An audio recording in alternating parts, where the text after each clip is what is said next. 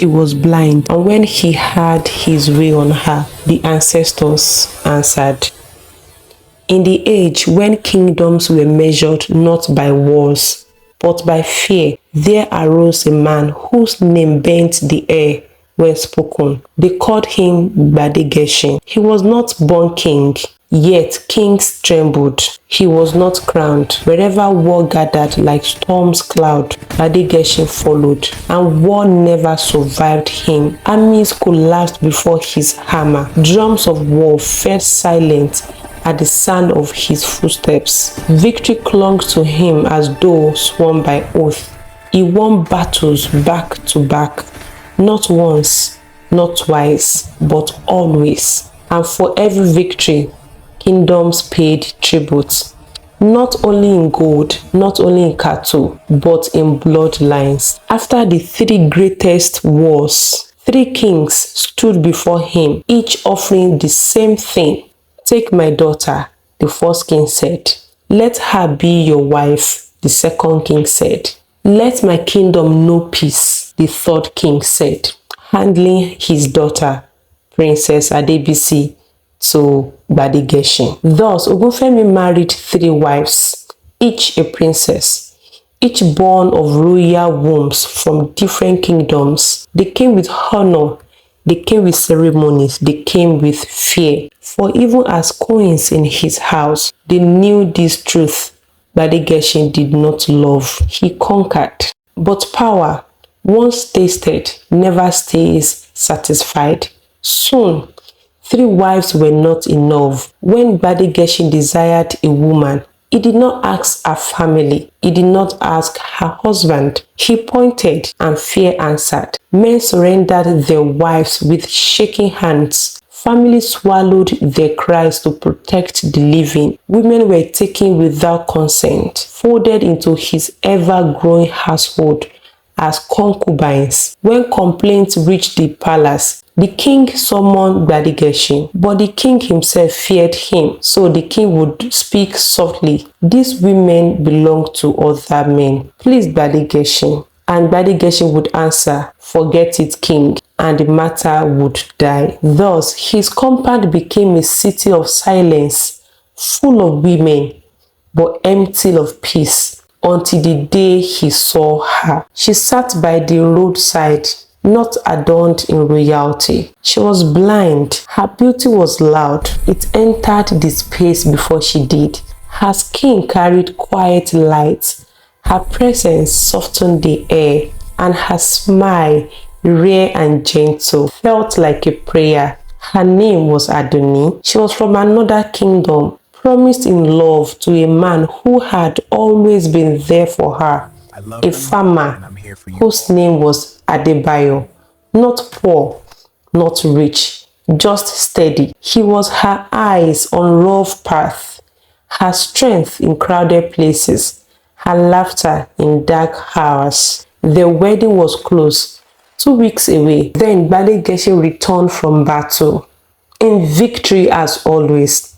Horses thundered, soldiers sang victory songs, and Badegeshin saw Adoni. He stopped and pointed at her direction. The world held its breath. He summoned the farmer. The farmer knelt immediately, forehead to dust. Who is the woman?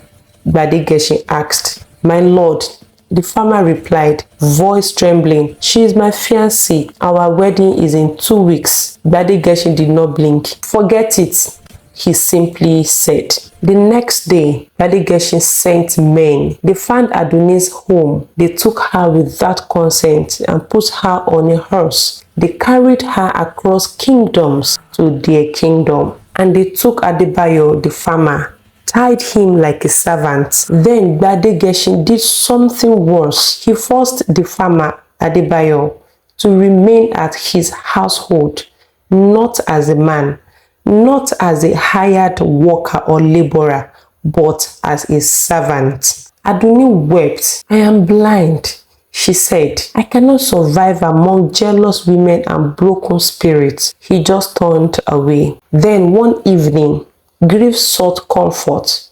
The farmer held Adoni, not in desire, but in sorrow, just arms around pain, consoling her as she was in great sadness. Gbadegesi saw them. He was angry. He didn't say a word. By morning, Gbadegesi's men had taken care of the farmer, Adebayo. Gbadegesi has several women in his household. He gets to enjoy them whenever and wherever and however he wanted. But for the first time in his life, Gbadegesi fell in love. Not desire, not conquest, love.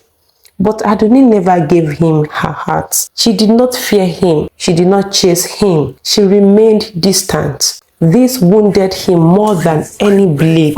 He wanted affection, not force. And even there was a time he knelt down before Adoni, begged her to love him in return, but she remained calm and distant. One night, driven by pride and hunger he did not understand, he crossed a line even power should not cross. He had his way into Adoni. Adoni cried, and the heavens answered. Thunder split the sky, loud, sudden, unnatural, into the room. The elders later said that was not thunder, that was judgment announcing itself. From that night onward, Gbadegesi never won again. The first defeat shocked him, the second unsettled his soldiers, and the third spread like wildfire. Weapons failed, strategies collapsed, fear left his name, kings stopped calling, villages stopped hiding. The concubines he had taken by force began to leave one by one. No guards stopped them. No laws held them. Only the 3 wives tried to remain, but one by one they also left him. And Adoni, silent, unreachable. Adoni was gone. No footprints, no cries. Someone says she walked away, guided by voices only she could hear. Others say the earth opened and received her. The elders whispered she came to end something. Gbadegesi lived, but without honor, without victory. A man who once shook kingdoms now walked unnoticed. The villagers mock him whenever they set eyes on him. And then one day, he ended it all with his own sword. Power without restraint becomes a curse. Victory without justice invites judgment. And love is never taken. It is never stolen. It is only given.